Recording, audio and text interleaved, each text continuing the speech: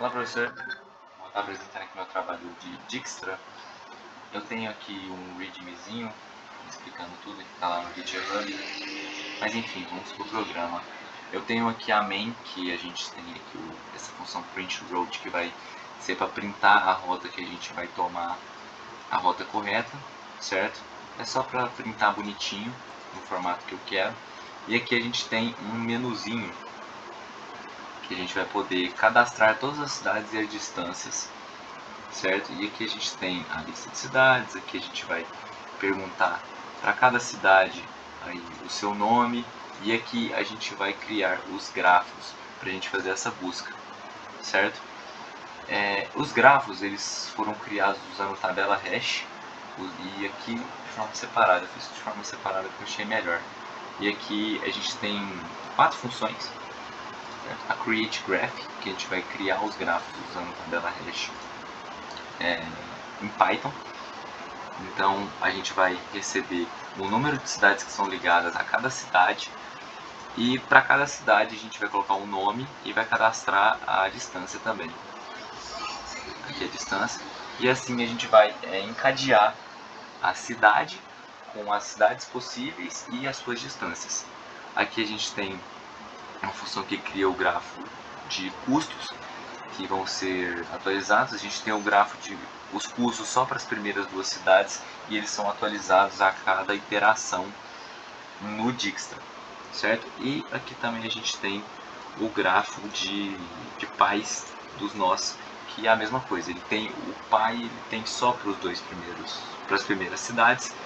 Depois a gente vai atualizando de acordo com o algoritmo de Dijkstra, justamente porque o que vai retornar para nós a rota vai ser esse grafo de pais, certo? Então aqui a gente tem o travel cost, que vai ser o custo da nossa viagem total. Aqui a gente tem o algoritmo de Dijkstra, que a gente tem aqui 3 funções. A primeira é para achar o menor custo, então ele vai pegar aqui o grafo de custos, e para cada nó nesse grafo, ele vai verificar se é menor, vai armazenar uma variável e vai retornar esse nó para a gente, certo? Esse return route aqui é simplesmente uma função para retornar a rota em ordem correta, porque quando a gente retornar aqui a rota pelo algoritmo de Dijkstra, que eu vou passar daqui a pouco, ele vai retornar os parents, e os parents eles vêm meio que de trás para frente. Então a gente tem que inverter essa ordem para conseguir imprimir a rota bonitinho para a gente.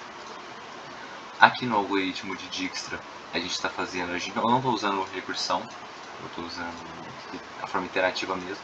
Aqui a gente tem um arrayzinho que só vai guardar os vértices que já foram processados, e aqui a gente vai ter um nodo de menor custo.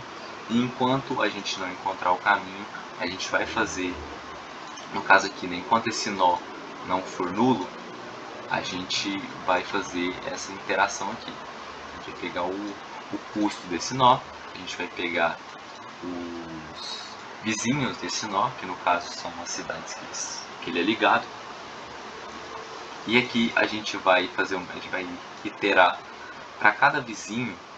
A gente vai ter o n aqui, que o n é a chave dessa tabela hash, e aqui a gente vai receber um novo custo, e se esse custo for menor que o custo anterior, ele vai assumir, e aí esse nó vai ser adicionado ao grafo que guarda os pais dos nós. E aí ele vai ser adicionado aqui nos array que já foi processado, e ele vai pegar aqui esse nó, depois ele vai voltar aqui por esse while, passando novamente o menor custo. E esse processo ele tem que ser passado porque aqui tem uma verificação, né? Porque esse nó não pode ter sido processado previamente, né? Certo? E ele vai retornar para a gente o parents. Agora eu vou utilizar um exemplo que está no livro Entendendo Algoritmos, para a gente rodar esse código aqui.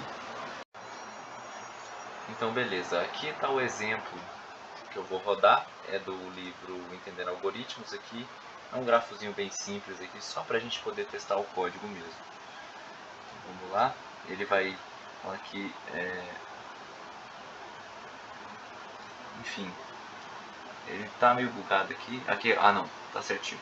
Seja bem-vindo ao encurtador de caminho que utiliza o algoritmo de Dijkstra, Paraná. Pressione Enter para continuar. Aí ele vai falar que quantas cidades tem entre a cidade A e a cidade B, incluindo A e B. No caso, a gente tem aqui 4 cidades. Vamos lá. O nome da cidade 1. Tá dando esse erro aqui por conta que eu programei no Linux e agora no Windows tá dando esse erro, mas o código vai funcionar normalmente. Então, qual é o nome da cidade 1?